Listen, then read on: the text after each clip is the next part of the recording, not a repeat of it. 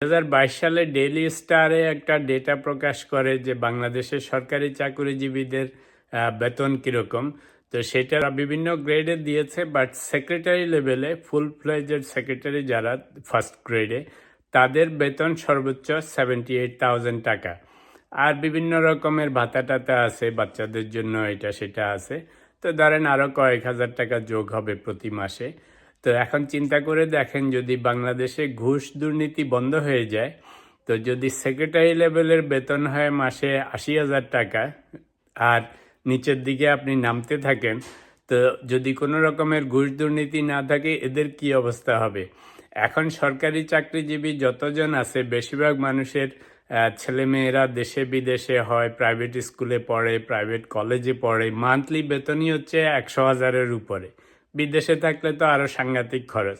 তারপরে দেশে যে পরিমাণ বাসা বাড়ি কাজের লোক যেভাবে রাখে, ওই বেতনের টাকা হচ্ছে ওদের অনেকটা চা পানির টাকা, আর উপরির টাকা দিয়ে চলে। তো শুধু যে সরকারি চাকরিজীবী তা না, প্রাইভেট চাকরিজীবীদের অবস্থাও সেরকম। যদিও প্রাইভেট চাকরির কথা আমরা বলি না, ঘুষ টুসের কথা, কিন্তু ওখানেও একটা ইন্টারেস্টিং জিনিস আছে। সেটা হচ্ছে, যে কোনো কাজ করার সময় সরকারি চাকরিওয়ালাদেরকে যেমন ঘুষ দিয়ে কাজটা আদায় করে, তো প্রাইভেটে যারা এই সমস্ত ডিলিংস করে, ওরাও সেগুলি করার সময় 2 পয়সা কামিয়ে নেয়। তো অভিজ্ঞতা থেকে বলছি, দেখেছি যে যারা সরকারি অফিসারদের সাথে ডিল করার জন্য ঘুষ টুস দেওয়ার জন্য নেয়, তো ওরা সবসময় আপনাকে বলবে যে সরকারি অফিসার তো আর 2-3 জনের সাথে কথা বলবে না, গোপনে টাকা দিতে হবে। তো যেখানে হয়তো 1 লাখ দিলে চলতো, সেখানে এসে বলে 1.5 লাখ, 2 লাখ, 5 লাখ দিতে হইলে বলে 7 লাখ, 8 লাখ, 10 লাখ।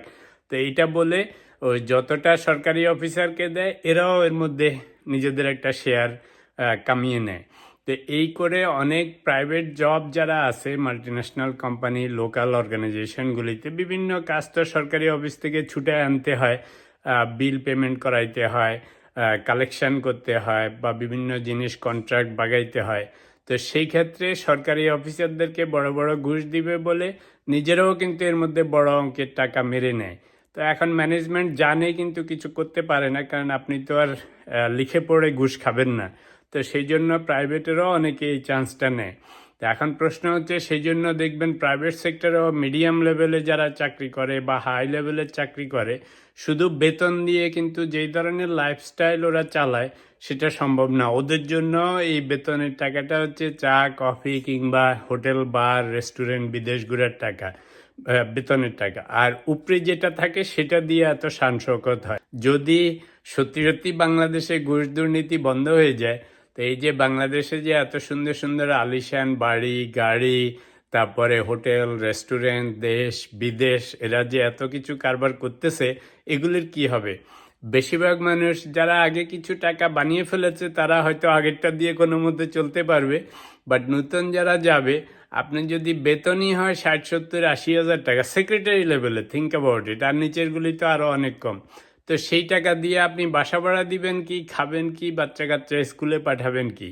তা এই ঘুষ দুর্নীতি প্রথাটা যে বাংলাদেশে কি পরিমাণ ছড়াই গেছে, যে বেশিরভাগ মানুষ শুধু এটার উপর ভিত্তি করে এই ছেলে মেয়ে দেশ বিদেশ সব কিছু করতেছে খালি উপরি দিয়ে। নিজের যে আসল বেতন আছে সেটাকে কেউ ট্রিটই করে না। সেটা পুলিশে বলেন, সরকারিতে বলেন, বেসরকারিতে বলেন, ওটা হচ্ছে একটা খুঁটি, যে এই খুঁটি ধরে কেমনে আরো বেশি বেশি ঘুষ দুর্নীতি করা যায়। এখন থেকে সাধু সাবধান হয়ে যাও, cut your coat according to your cloth. ঘুষ না থাকলে এই সমস্ত বনেদিপনা চলবে না, নর্মাল লাইফ লিড করতে হবে।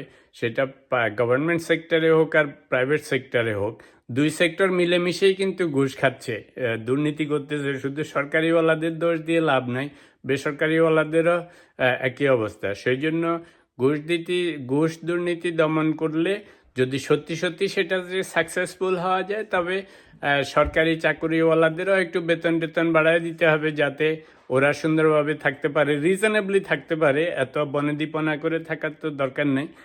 প্রাইভেট সেক্টরওয়ালারা তো মোটামুটি বেশিরভাগ মাল্টিন্যাশনালে ভালোই পে করে।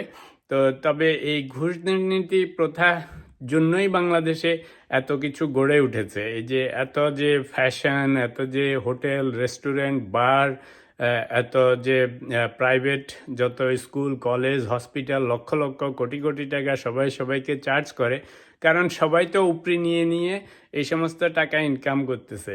তো একটা সুবিধা হবে, যদি ঘুষ বন্ধ হয়ে যায় তখন এই সমস্ত প্রাইভেট সার্ভিসগুলিরও দাম কমাইতে হবে, নাহলে ওদের ব্যবসাও লাটে উঠবে। কারণ আপনার প্রাইভেট হসপিটালগুলিতে গেলে লক্ষ লক্ষ কোটি কোটি টাকা যখন মানুষ দিতে পারবে না, তখন আর ওই হসপিটালটা চালাইতে পারবে না, স্কুল কলেজ ইউনিভার্সিটিগুলিও চালাইতে পারবে না। তো এটা সুবিধা হচ্ছে, ঘুষ দুর্নীতি বন্ধ হইলে সরকারিওয়ালাদের যেমন টাফ হবে, কিন্তু বেসরকারি এই সমস্ত জিনিসগুলি, এই যে আকাশচুম্বী যে দাম সব সব কমে আসতে হবে, নাহলে ব্যবসা চালাইতে পারবে না, তাই না? তো সেই জন্য বেস্ট পলিসি হচ্ছে ঘুষ দুর্নীতি বন্ধ করেন, সরকারি অফিসারদের বেতন একটুখানি বাড়িয়ে দেন, আর এই এই যা হবে তা দিয়েই সুন্দর চলবে। কারণ বেসরকারি ওই সমস্ত লাক্সারি জিনিসের দাম কমে আসবে, তখন কস্ট অফ লিভিংও কমে আসবে।